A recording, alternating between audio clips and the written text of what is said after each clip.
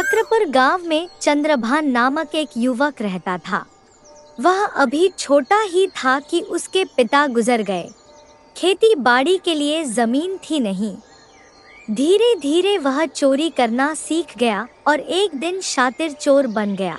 विवाह के बाद उसके एक बेटी हुई, लेकिन कुछ दिन बाद पत्नी स्वर्ग सिधार गई। परिवार में चंद्रभान, उसकी बूढ़ी माँ और बेटी रह गए।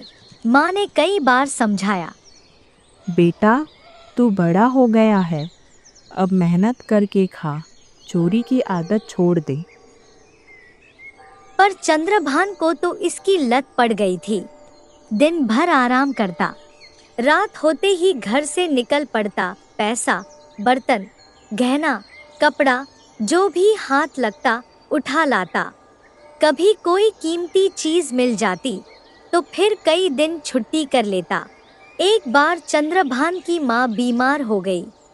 उसने दवा दिलवाई, पर कोई लाभ नहीं हुआ। वह दिन पर दिन और कमजोर होती जा रही थी। माँ की बीमारी के कारण चंद्रभान चोरी करने भी नहीं जा सका। घर में रखा रुपया पैसा खत्म हो गया। बीमारी बढ़ती जा रही थी, ऊपर से काम धंधा चौपट। खाने के लाले पड़ गए। चंद्रभान ने निर्णय किया, आज चोरी करने जरूर जाएगा। अमावस की रात थी, घना अंधेरा छाया हुआ था। एक पहर बीता, बीमार माँ की आंख लग गई, बेटी भी सो गई थी। चंद्रभान घर से निकल पड़ा। कोस भर की दूरी पर दूसरा गांव था। वह वहां पहुंच गया। एक गली से निकल नीम के पेड़ के पास खड़ा हो गया। पास के एक मकान से उसे बातचीत की आवाज सुनाई दी। चंद्रभान नजदीक जाकर दीवार के साथ कान लगा उनकी बातें सुनने लगा। दो व्यक्ति धीरे धीरे बातें कर रहे थे। मिट्टी का दीपक टिमटिमा रहा था। चंद्रभान ने खिड़की से देखा, कोई बुजुर्ग पलंग पर लेटा हुआ है। उसकी आवाज से लगा वह बीमार है। उसकी चारपाई के पास ही एक युवक खड़ा था।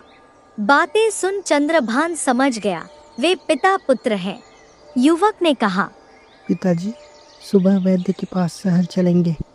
आज फसल बिक्री है। आपकी दवा के लिए मैंने 400 रुपये अलग निकालकर सामने अलमारी में रख दिए हैं। वैद्य जी ने कहा है दवा महंगी है, पर आप उससे ठीक हो जाएंगे। चंद्रभान ने युवक की बात सुन ली थी। वह वहीं दीवार की ओट में छिपकर बैठ गया। रात का अगला पहर बीता। चंद्रभान ने देखा पिता पुत्र दोनों सो चुके थे। वह खिड़की के रास्ते चुपचाप कमरे में घुसा और अलमारी में रखे रुपए निकाल लिए। दिन निकलने से पहले वह अपने घर लौट आया। माँ ने पूछा तो बहाना बना दिया। चंद्रभान अगले दिन फिर चोरी करने निकला। इस बार उसका शिकार बना निहालचंद। निहालचंद ने अपनी बेटी की शादी के लिए पैसे बचाकर रखे थे। चंद्रभान ने सिर्फ पैसे ही नहीं, बल्कि उसकी पत्नी के गहने भी चुरा लिए। इन 2 दिनों में चंद्रभान को काफी माल मिल गया था। उसने सोचा, मेरे पास अब पैसा हो गया है, शहर में वैद्य से माँ का इलाज करवा सकता हूँ। बेटी भी बड़ी हो गई है, उसकी शादी के लिए भी तैयारी करनी चाहिए। चंद्रभान चाहता था किसी अच्छे युवक से लड़की का विवाह हो जाए, पर समाज में उसकी इज्जत तो थी नहीं। जहाँ भी लड़की के लिए रिश्ते के लिए जाता, वे मना कर देते। इस बार संयोग से वह उसी गांव में पहुंच गया, जहाँ निहालचंद ने अपनी बेटी की सगाई की थी। चंद्रभान को वहाँ एक लड़का पसंद आ गया। उसने लड़के के माँ बाप से बात की। उन्होंने हाँ कर दी। चंद्रभान बेटी की शादी शीघ्र करना चाहता था। उसने वहीं मुहूर्त निकलवा कर विवाह का दिन निश्चित कर दिया। उधर निहालचंद के पास बारात को खाना खिलाने के लिए भी पैसे नहीं बचे थे। उसने कुछ महीनों के लिए बेटी का विवाह टाल दिया। चक्रपुर गांव से बाहर तालाब किनारे गोपाल जी का एक मंदिर था। कार्तिक मास की पूर्णिमा को यहाँ मेला लगता था। लोग कार्तिक में स्नान करते और गोपाल जी के मंदिर में रखी गुल्लक में पैसे डालते। लोगों की मान्यता थी कि पूर्णिमा के दिन गोपाल जी स्वयं आते हैं। जिन लोगों ने श्रद्धापूर्वक अपनी सच्ची कमाई से दान दिया है उनको उसका फल देते हैं। लोग दूर दूर से मन्नत मांगने आते थे। चंद्रभान भी मेले में गया। तालाब में स्नान कर उसने गुल्लक में पैसे डाले। उसने निहालचंद के घर से चुराए गहनों में से एक अंगूठी भी गुल्लक में डाल दी। मन्नत मांगी, बेटी का विवाह हो जाए, माँ स्वस्थ हो जाए। वह घर लौट आया। अभी कुछ ही दिन बीते थे।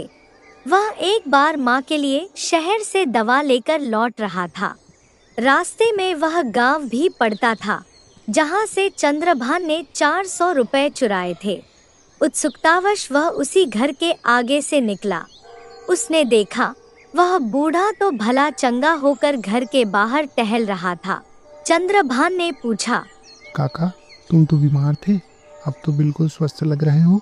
बूढ़े ने उत्तर दिया, हाँ बेटा, गोपाल नाम का एक वैद्य गांव में आया था, उसी की दवा से ठीक हुआ हूँ। चंद्रभान को जल्दी थी। घर आकर वह बेटी के विवाह की तैयारियों में जुट गया। समय गुजरा, विवाह का दिन आ गया। चंद्रभान ने बारातियों के लिए तरह तरह के पकवान बनवाए। शाम को गाजे बाजे के साथ बारात आई, पर यह क्या, बारात तो निहालचंद के घर की तरफ जाने लगी। चंद्रभान को पता चला कि बाराती निहालचंद के घर की तरफ जा रहे हैं, तो वह भागा भागा उनके पास गया। बोला, मेरा घर उधर है, आप इधर कहाँ जा रहे हैं? तभी उसकी नजर दूल्हे पर पड़ी। यह तो वह लड़का नहीं था जिससे उसने अपनी बेटी का रिश्ता तय किया था। उसका माथा ठनका। उसने एक बुजुर्ग से पूछा, आप लोग किसके यहाँ जा रहे हैं? बुजुर्ग ने उत्तर दिया, निहालचंद के यहाँ। इस लड़के साथ उसकी बेटी का विवाह होना है। एक बाराती बोला, पता नहीं, गोपाल नाम का कोई व्यक्ति आया था, आज के दिन बारात सहित आने को कह गया था। चंद्रभान ने कहा, मेरी बेटी की बारात भी आपके गांव से ही आनी थी, अभी तक आई नहीं। बुजुर्ग बोला, आपने तो बेटी का रिश्ता 6 माह के लिए टाल दिया था, फिर बारात आज कैसे आती? चंद्रभान के पैरों तले जमीन खिसकने लगी। कहा, मैंने तो रिश्ता नहीं टाला। दूसरा बाराती बोला, गुमान नाम के उस आदमी ने कहा था कि चंद्रभान ने 6 माह के लिए विवाह टाल दिया है। मैं उसका मित्र हूँ और उसी ने मुझे भेजा है। चंद्रभान को काटो तो खून नहीं, अब क्या करे? काफी देर सोचता रहा, गोपाल नाम का यह आदमी कौन है? तभी उसे गोपाल जी के मंदिर का ध्यान आया। उसने गुल्लक में पैसे डाले थे, अंगूठी भी डाली थी, फिर भी काम नहीं बना। वह मंदिर के पुजारी के पास गया, सारी कहानी कह सुनाई। पुजारी ने कहा, क्या गुल्लक में डाला धन तुम्हारी शुद्ध कमाई का था? चंद्रभान मंदिर में झूठ न बोल सका। बोला, वह सब तो चोरी का धन था। पुजारी ने कहा, जिसका धन था गोपाल जी ने उनको ही फल दिया। तुम भी शुद्ध कमाई करोगे तो तुम्हें भी फल मिलेगा। बात चंद्रभान की समझ में आ गई। गुल्लक में डाले पैसे बूढ़े आदमी के थे, अंगूठी निहालचंद की थी, दोनों के काम हो गए। गोपाल जी, मुझे क्षमा करो, मैं आज से चोरी के धंधे को छोड़ रहा हूँ। निहालचंद की बेटी को ब्याहने दूल्हा बारात सहित दरवाजे पर आ गया। निहालचंद के यहाँ कोई तैयारी थी ही नहीं। वह सोच में पड़ गया। उधर मंदिर से लौटते चंद्रभान ने सोचा, बारात के लिए पकवान निहालचंद के पैसों के हैं, मेरी बेटी की बारात तो आ जाएगी नहीं, फिर क्यों न यह सामान निहालचंद को सौंप दूं। वह निहालचंद के घर गया। बोला, भाई, मैंने अपनी बेटी के विवाह की सब तैयारी कर रखी थी, अब तुम वह सारा सामान अपनी बेटी के विवाह के लिए ले लो। निहालचंद ने पूछा, क्यों भला? यह गोपाल जी का आदेश है।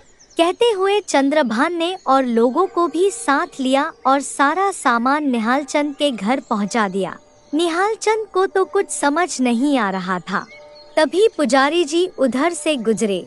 चंद्रभान बोला, पुजारी जी, मैंने निहालचंद को सब सामान वापस कर दिया है। गोपाल जी से कहना मुझे आशीर्वाद दे कि 6 माह बाद मेरी बेटी का विवाह भी सुख संपन्न से हो जाए। पुजारी ने चंद्रभान को शुभकामनाएं दी। निहालचंद को पूरी कहानी समझा दी। कहा। धूमधाम से बेटी का विवाह करो, गोपाल जी तुम्हारे साथ हैं। खुशी से निहाल चंद की आंखों में आंसू आ गए।